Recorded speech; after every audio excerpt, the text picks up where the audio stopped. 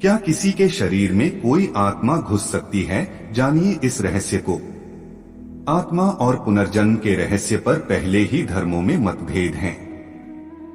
आध्यात्मिक रहस्य का यह सबसे बड़ा पहलू है। यहूदी, ईसाईयत और इस्लाम को छोड़कर हिंदू, जैन, बौद्ध और सिख यह चारों धर्म मानते हैं कि पुनर्जन्म एक सच्चाई है। ऐसा है तो फिर आत्मा का होना भी सच्चाई है। वीडियो में आगे बढ़ने से पहले हमारे YouTube चैनल जीवन ज्ञान संगम को लाइक सब्सक्राइब करें और कमेंट में जय श्री राम लिख दे। आपका कल्याण ही कल्याण होगा। हिंदू धर्म पुनर्जन्म में विश्वास रखता है। इसका अर्थ है कि आत्मा जन्म एवं मृत्यु के निरंतर पुनरावर्तन की शिक्षात्मक प्रक्रिया से गुजरती हुई अपने पुराने शरीर को छोड़कर नया शरीर धारण करती है। उसकी यह भी मान्यता है कि प्रत्येक आत्मा मोक्ष प्राप्त करती है, जैसा गीता में कहा गया है। सूक्ष्म शरीरधारी आत्माओं का संघ। इसी तरह हिंदू पौराणिक शास्त्रों में कहा गया है कि हिमालय में सूक्ष्म शरीरधारी आत्माओं का एक संघ है। इनका केंद्र हिमालय की वादियों में उत्तराखंड में स्थित है। इसे देवात्मा हिमालय कहा जाता है। अपने श्रेष्ठ कर्मों के अनुसार सूक्ष्म शरीरधारी आत्माएं यहाँ प्रवेश कर जाती हैं।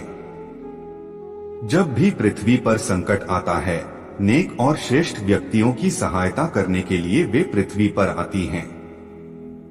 आत्मा के 3 स्वरूप माने गए हैं: जीवात्मा, प्रेतात्मा और सूक्ष्मात्मा। जो भौतिक शरीर में वास करती है उसे जीवात्मा कहते हैं।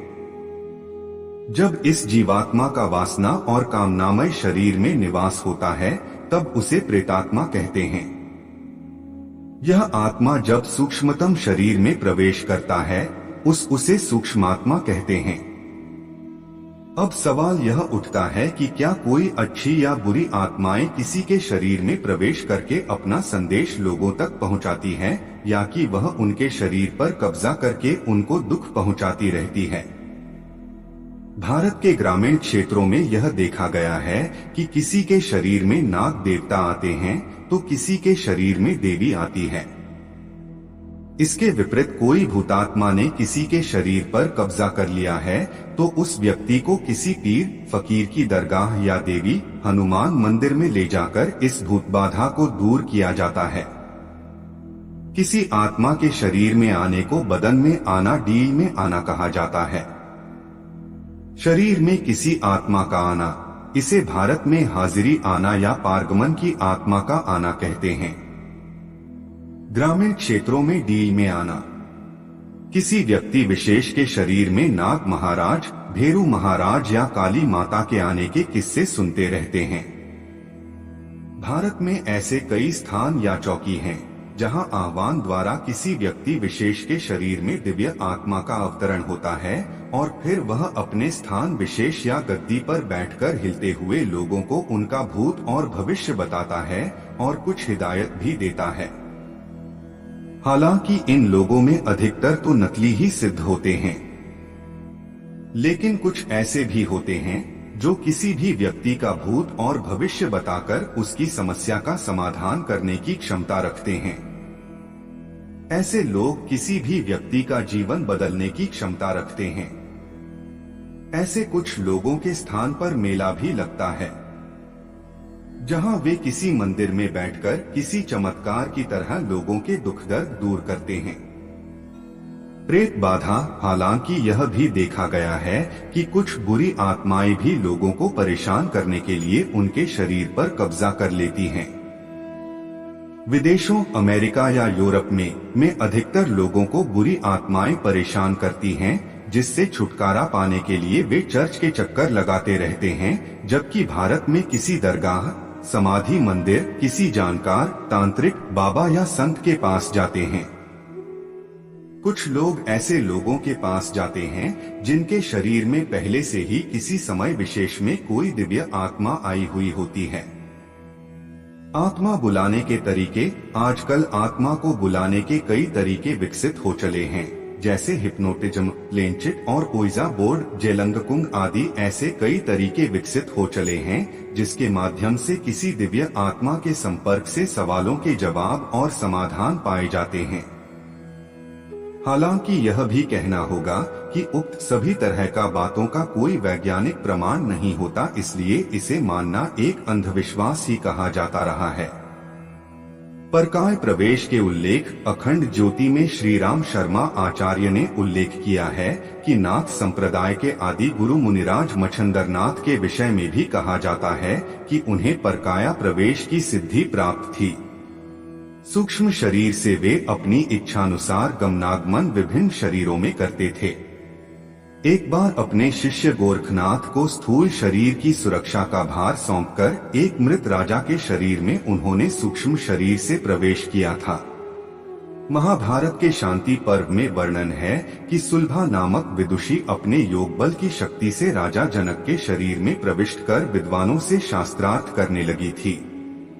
उन दिनों राजा जनक का व्यवहार भी स्वाभाविक न था। अनुशासन पर्व में ही कथा आती है कि एक बार इंद्र किसी कारण वश ऋषि देवशर्मा पर कुपित हो गए। उन्होंने क्रोधवश ऋषि की पत्नी से बदला लेने का निश्चय किया। देवशर्मा का शिष्य विपुल योग साधनाओं में निष्णात और सिद्ध था। उसे योग दृष्टि से यह मालूम हो गया कि मायावी इंद्र गुरु पत्नी से बदला लेने वाले हैं। विपुल ने सूक्ष्म शरीर से गुरु पत्नी के शरीर में उपस्थित होकर इंद्र के हाथों से उन्हें बचाया। पातंजलि योग दर्शन में सूक्ष्म शरीर से आकाश गमन, एक ही समय में अनेकों शरीर धारण, परकाया प्रवेश जैसी अनेकों योग विभूतियों का वर्णन है। मरने के बाद सूक्ष्म शरीर जब स्थूल शरीर को छोड़कर गमन करता है तो उसके साथ अन्य सूक्ष्म परमाणु कहिए या कर्म भी गमन करते हैं, जो उनके परिमाप के अनुसार अगले जन्म में रिफ्लेक्ट होते हैं, जैसे तिल, मस्सा, गोली का निशान, चाकू का निशान, आचार विचार, संस्कार आदि। इस सूक्ष्म शरीर को मरने से पहले ही जागृत कर उसमें स्थिति हो जाने वाला व्यक्ति ही परकाय प्रवेश सिद्धि योगा में पारंगत हो सकता है। सबसे बड़ा सवाल यह कि खुद के शरीर पर आपका कितना कंट्रोल है। योग अनुसार जब तक आप खुद के शरीर को वश में कर नहीं जानते तब तक दूसरे के शरीर में प्रवेश करना मुश्किल होगा। दूसरों के शरीर में प्रवेश करने की विद्या को परकाय प्रवेश योग विद्या कहते हैं। आदि शंकराचार्य इस विद्या में अच्छी तरह से पारंगत थे। नाथ संप्रदाय के और भी बहुत से साधक इस तकनीक से अवगत थे, लेकिन आम जनता के लिए तो यह बहुत ही कठिन जान पड़ता है। बस 5 कदम चलना है और आप दूसरे के शरीर में होंगे। क्या होगा दूसरे के शरीर में प्रवेश करने से? क्या यह संभव है?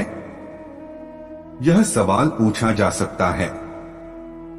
आदि शंकराचार्य यह विधि जानते थे और भी बहुत से साधक इस तकनीक से अवगत थे, लेकिन आम जनता के लिए तो यह बहुत ही कठिन जान पड़ता है। क्यों? योग में कहा गया है कि मनुष्य की सबसे बड़ी समस्या है चित्त की वृत्तियां। इसीलिए योग सूत्र का पहला सूत्र है योगस्य चित्त वृत्ति निरोध। इस चित्त में हजारों जन्मों की आसक्ति, अहंकार, काम, क्रोध, लोभ, मोह आदि से उपजे कर्म संग्रहित रहते हैं, जिसे संचित कर्म कहते हैं। यह संचित कर्म ही हमारा प्रारब्ध भी होते हैं और इसी से आगे की दिशा भी तय होती है। इस चित्त की 5 अवस्थाएं होती है, जिसे समझकर ही हम सूक्ष्म शरीर को सक्रिय कर सकते हैं।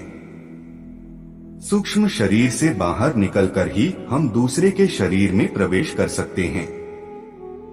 आज के लिए बस इतना ही। मिलते हैं न्यू वीडियो पर। जय हिंद, जय भारत।